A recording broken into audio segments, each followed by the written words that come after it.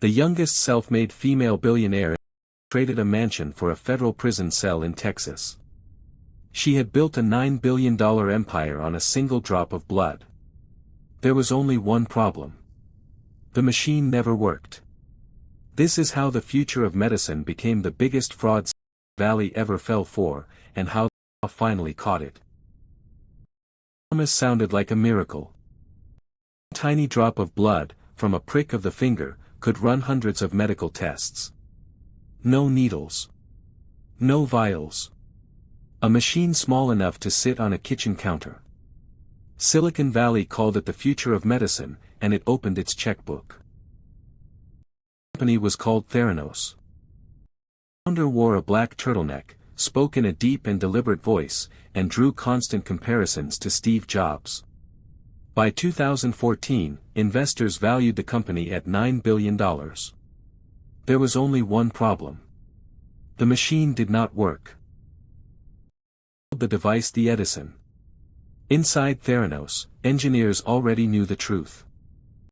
It was unreliable, prone to error, unable to run most of the tests the company sold to the public. So the company hid it. Behind closed doors, patient blood was secretly run on ordinary commercial machines. And one day, someone on the inside would decide the world had to know. This was not an app that crashed. These were real medical results. Cancer markers. Pregnancy. HIV. Patients and their doctors made decisions based on numbers that a broken machine had produced. And almost no one outside the building knew the truth. Elizabeth Holmes founded Theranos in 2003, at 19, after dropping out of Stanford. She built a story investors could not resist. A brilliant young woman who would democratize healthcare. And she assembled a board of legends. Former secretaries of state, generals, senators. Names so powerful that questioning her began to feel almost rude. The money followed. Theranos raised more than $700 million. In 2013, the drugstore giant Walgreens agreed to put Theranos wellness centers inside its stores. Real patients, in real pharmacies, would now hand over their blood to a technology that did not exist.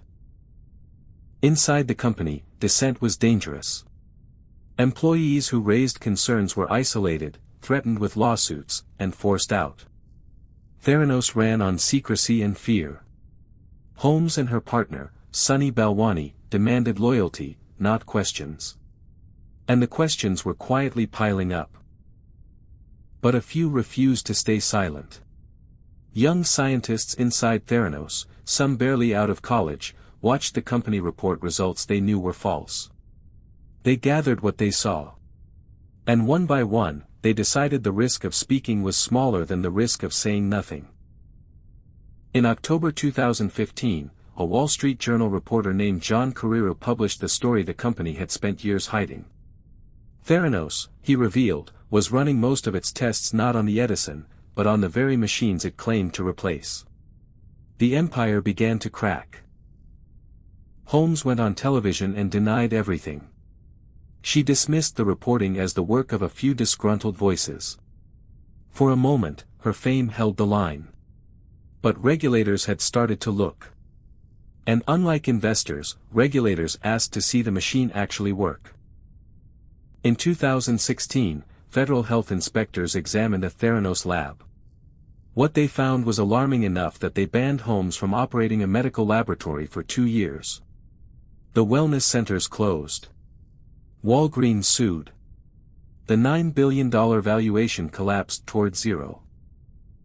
In March 2018, the Securities and Exchange Commission charged Holmes with, quote, massive fraud. She settled, paid a penalty, surrendered control of her company, and was barred from leading a public company for 10 years. But the civil case was only the beginning. Same year, federal prosecutors returned a criminal indictment of their own. This was no longer about shares and settlements.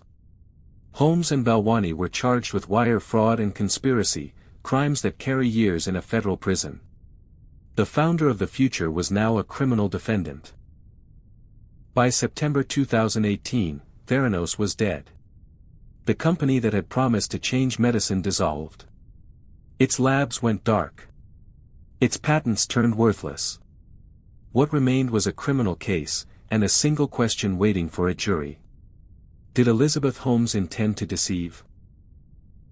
The trial opened in 2021 in a San Jose courtroom. For months, prosecutors laid out the gap between what Holmes told investors and what she knew. Falsified reports. A drug company logo added to a document without permission. Promises of military contracts that did not exist. Her defense was that she was a true believer. A founder who failed, not a criminal who lied. Failure is not fraud, her lawyers argued. Silicon Valley is built on bold promises that do not always come true. The jury now had to find the line between the two. And that line, in law, is intent. A founder is allowed to be wrong, even spectacularly wrong.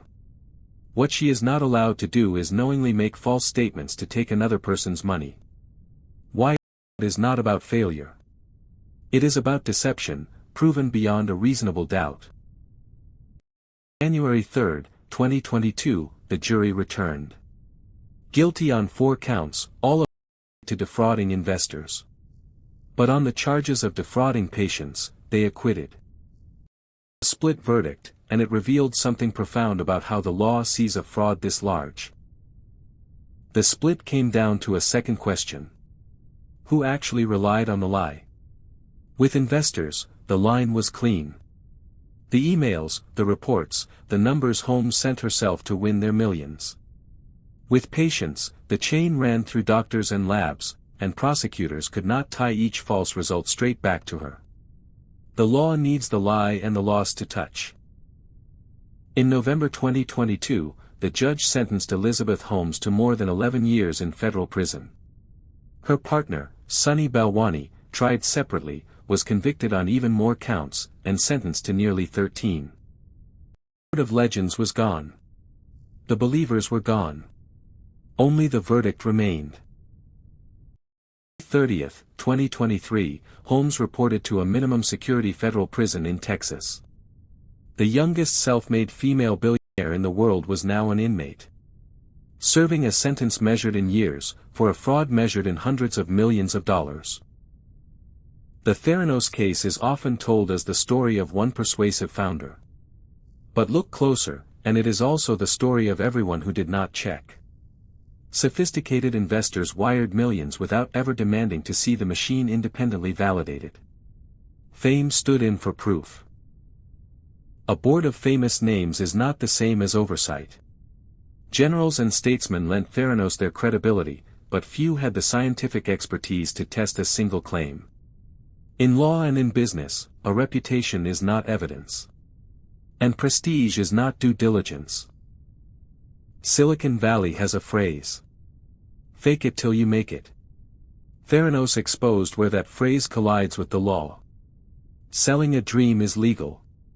Lying about what your product can do, to take money or to test real blood, is not. The difference is intent, and it is enforced in a courtroom. One drop of blood was supposed to change the world. Instead it built a $9 billion illusion, and sent its founder. The machine was never real. The fraud was. This has been Verdict Files. If this story held you to the end, subscribe. The next file is already open.